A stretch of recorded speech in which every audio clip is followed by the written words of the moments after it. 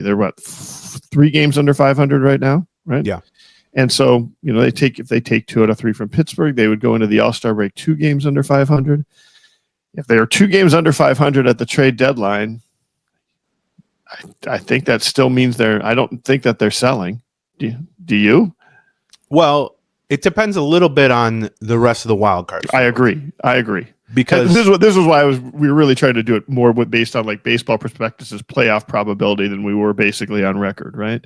Yeah.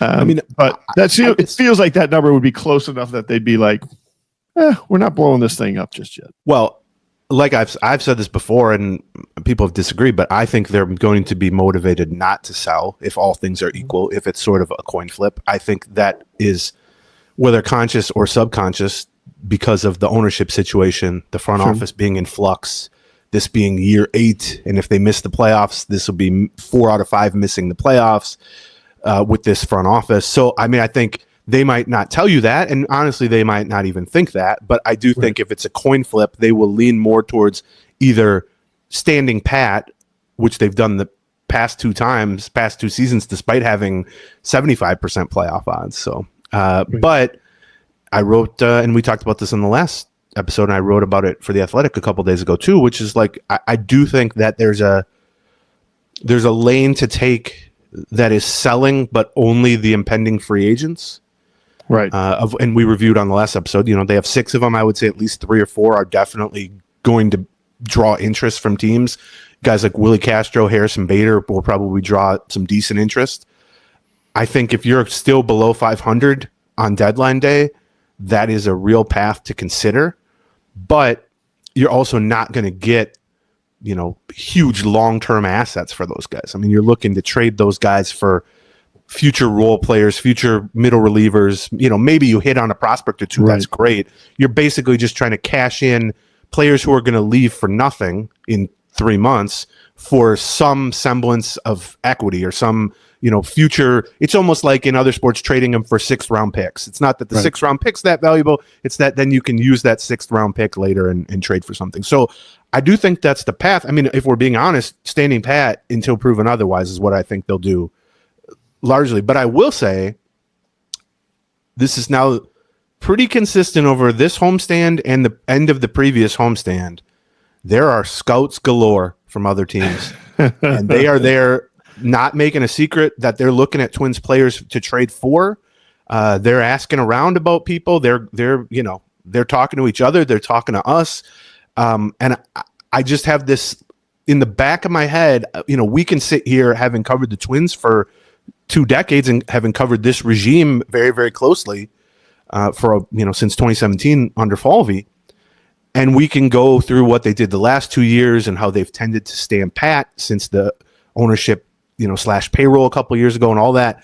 And I can sit here and say, I think that is the most likely outcome until proven otherwise, because if they're standing pat with 75% playoff odds, why would they go for it with 25% playoff odds? And then the flip side is we can have the discussion we just sort of had, which is, well, if that's the case, then wouldn't they sell at 25% playoff odds? And I think maybe lightly selling goes a little bit hand in hand with standing pat in terms of like a direction. And yet we can think we lean that way because our experience with this front office and knowing how they operate and knowing, of course, the ownership situation being up in the air and all that. Meanwhile, though, I keep having this sneaking suspicion as I see 2 new scouts from 2 new contending teams show up for every home series. I don't think that's by accident.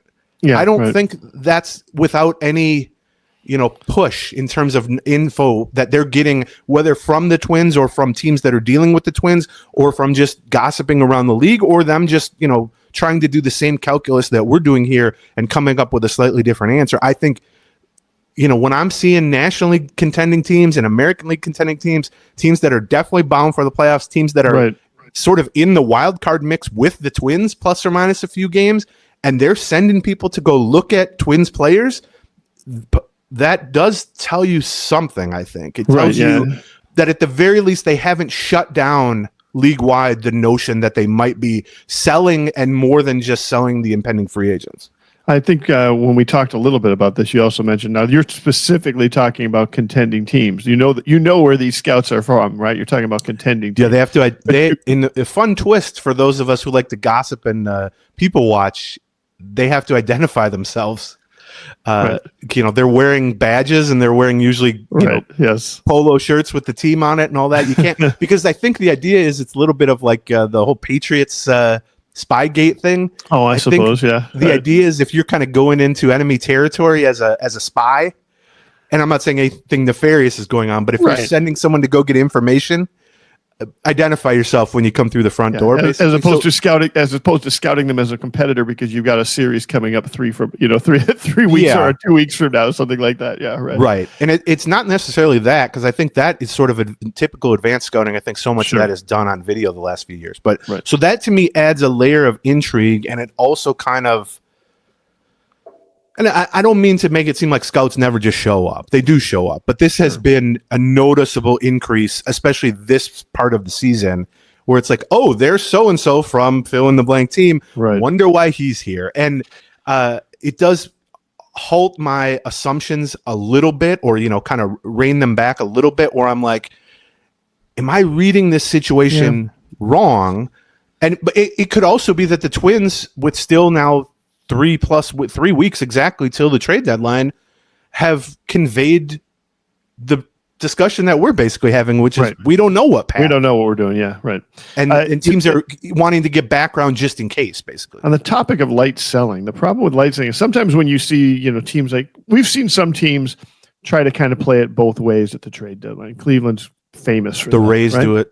The Rays do almost it. Every You're year. right. You're right. But yeah, both of them pretty regularly. And those, by the way, are the two organizations, and I don't even think Falvey would deny this, that the Twins are essentially modeled after. Right, exactly. Yes. Falvey came from Cleveland, Baldelli came from the Rays, and they've hired guys from those organizations, and they've sort of modeled their approach, which those are two good organizations to do that.